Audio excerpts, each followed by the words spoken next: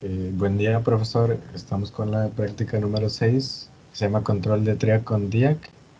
Y para empezar, tenemos un circuito, el cual consta de un LDR, una fuente de corriente alterna, un fusible, una lámpara, un DIAC y un TRIAC.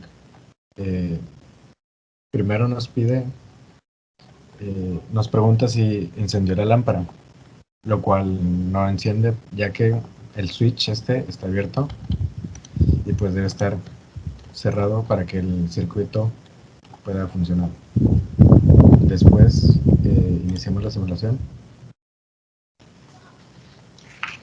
El potenciómetro ya está ajustado para que encienda la lámpara.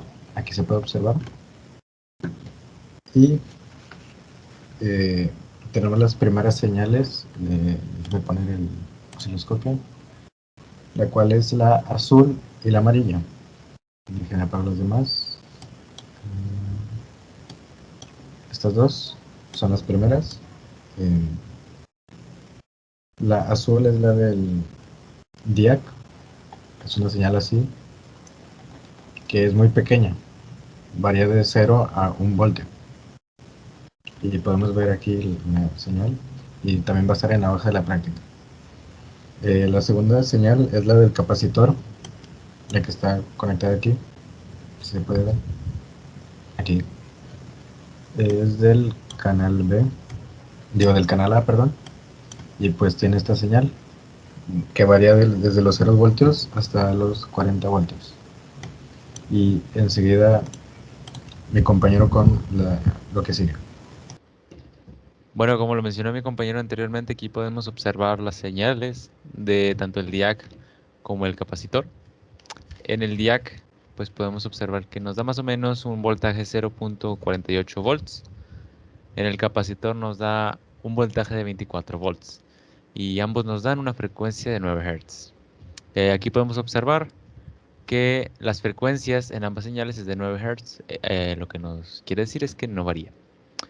También al ajustar el potenciómetro podemos observar que cuando ajustamos el potenciómetro hasta que éste encienda, la lámpara y la luz varíe. Cuando tapamos la luz, podemos ver que la lámpara ya no enciende y las señales se vuelven sinusoidales. Ahí está, ahí podemos ver las señales sinusoidales. Aquí en estas gráficas podemos observar la señal que nos da la lámpara y el triac. La primera, que es la lámpara, tenemos 84 volts con 9 Hz, y en el triac tenemos 45.9 volts con igual 9 Hz. Ok, vemos que en la señal de la lámpara varía de 0 a 80 el voltaje, y en la señal del triac varía de 0 a 40. Continuando con las preguntas de nuestra práctica, ¿cuál es la relación entre las señales de nuestra lámpara y el TRIAC? Y bueno, su relación es que el TRIAC controla a la lámpara gracias a la fotorresistencia. Y pues la fotorresistencia depende de pues cuánta luz tengamos en el LDR. La siguiente pregunta nos pide explicar en términos de electrónica cómo es que varía la intensidad de la luz.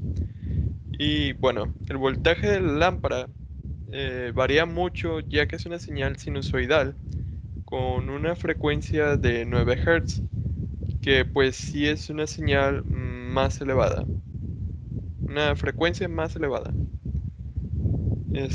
Lo siguiente son los datos del ángulo de control mínimo y máximo de nuestro potenciómetro. En el mínimo varía del 40 al 50% y como máximo es un 100% del potenciómetro. La siguiente pregunta nos pide mover el potenciómetro, observar pues los cambios en la señal y anotar nuestras observaciones, las cuales fueron que cuando el potenciómetro tiene pues una baja resistencia, las señales que se presentan son simplificadas. Y pues al contrario, obviamente si se sube, pues las señales van a tener más variaciones. Y pues ya eso sería todo de mi parte. Bueno, yo voy a cerrar esta práctica con, con unas pequeñas conclusiones de los que nos queda aprendido. Voy a explicar tantito el tema del TRIAC y el DIAC, perdón. El DIAC funciona como un activador del TRIAC, que a su vez el TRIAC funciona como interruptor para abrir o cerrar un circuito donde haya una corriente variable, como aquí lo pudimos ver en la práctica, en su desarrollo. Bueno, en el armado del circuito se eligió un generador de corriente alterna como fuente. Los demás componentes están armados correctamente. Enseguida se asignó una terminal del osciloscopio para cada señal. Por ejemplo, aquí tenemos la del canal A con el capacitor y el canal B con el DIAC A2. Así como tenemos también al canal C con la lámpara y por último al canal D con el TRIAC. Bueno, y seguimos, las características técnicas que tienen los diferentes componentes que usamos en esta práctica, evidentemente es como un circuito de potencia. Los componentes deben soportar altas tensiones y por ende tener las características adecuadas de un tiristor. En general, el funcionamiento real y técnico de este circuito es más que nada el poder controlar la intensidad de la corriente de la lámpara por acción de la luz con el TRIAC y el DIAC, como es nuestros componentes principales, y el poder de comprobar el funcionamiento de un circuito mediante señales de disparo y de control, así como lo pudimos ver en esta práctica. Bueno, continuamos con una pregunta que sería, ¿cuáles son las ventajas y desventajas de usar el TRIAC? El TRIAC es versátil y puede conmutar las dos mitades de una onda de corriente alterna, como lo podemos ver, y puede usar un solo componente para conmutar ambos semiciclos, básicamente de lo que sería el circuito.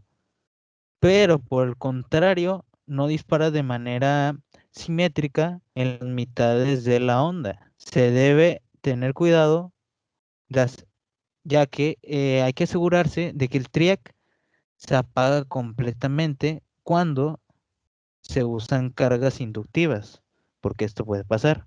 Así que esta sería una comparación de desventajas y desventajas del TRIAC.